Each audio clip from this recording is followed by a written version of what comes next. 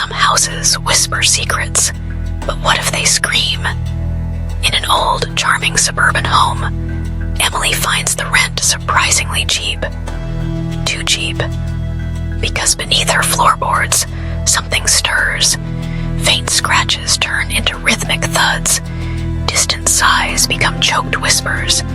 And soon, the sounds are calling her name.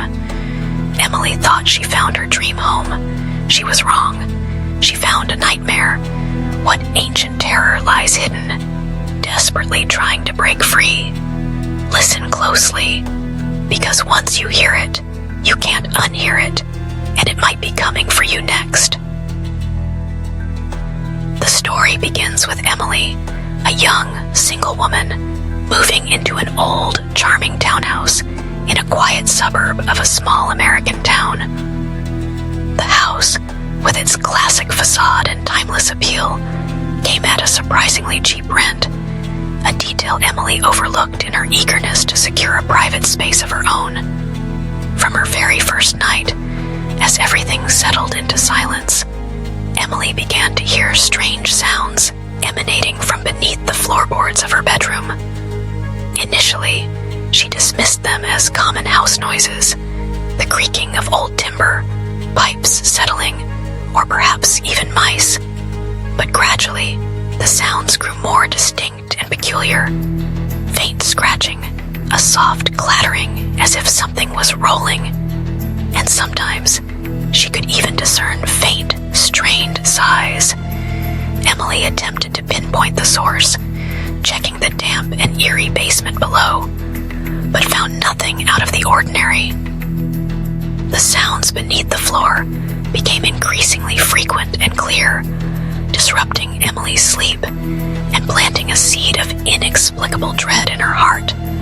She started recording these noises, hoping to analyze them or have someone else listen. Some friends suggested she was merely imagining things, or that it was just the natural sounds of an aging house. But Emily knew it wasn't her imagination. There was a peculiar rhythm to the sounds, occasionally resembling choked whispers struggling to break free. Driven by unease, Emily began to delve into the history of the house.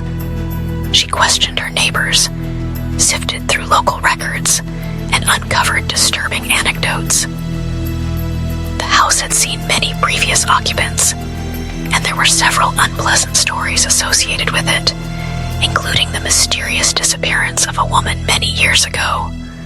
No one knew what truly became of her, and the house had stood vacant for a significant period before being rented out again. The deeper she investigated, the more Emily felt a chilling connection between the sounds beneath her floor and the house's dark past. She began experiencing vivid, unsettling dreams, shadowy figures lurking in the darkness, and muffled cries for help echoing in her sleep. Fear tightened its grip on Emily, yet simultaneously, a powerful curiosity and an urgent need to uncover the truth intensified. One night, while attempting to record the persistent sounds, Emily noticed an irregularity in the floorboards. A few planks appeared slightly different from the rest. They were darker in color and bore strange, faint scratch marks. A growing suspicion gnawed at her, and Emily decided she had to investigate further herself. Armed with a hammer and a pry bar, Emily cautiously began to lift the suspicious floorboards. Beneath, she recoiled in horror, discovering a narrow, dark, and dusty cavity. The stench of damp earth mixed with an indescribable, unsettling odor assaulted her senses. Using her phone's flashlight, Emily shone its beam into the void and froze as she saw what lay within. It wasn't mice or small animals. It was a confined space, seemingly a secret room or a hidden crawl space. Inside, she saw old, decaying personal items, a rotted bed frame, a few faded personal belongings, and most horrifying of all, a human skeleton curled up on the dirt floor. Just as Emily processed the shock, the sounds from below intensified with terrifying ferocity. Scratching, frantic ghostly whispers erupted as if dozens of voices were screaming all at once. Emily felt a palpable, dark presence, awakened by her intrusion. One of the nearby floorboards violently vibrated, then flew open, revealing a bony, chillingly cold hand reaching out, attempting to grasp Emily's ankle. She screamed in pure terror, scrambling backward and stumbling.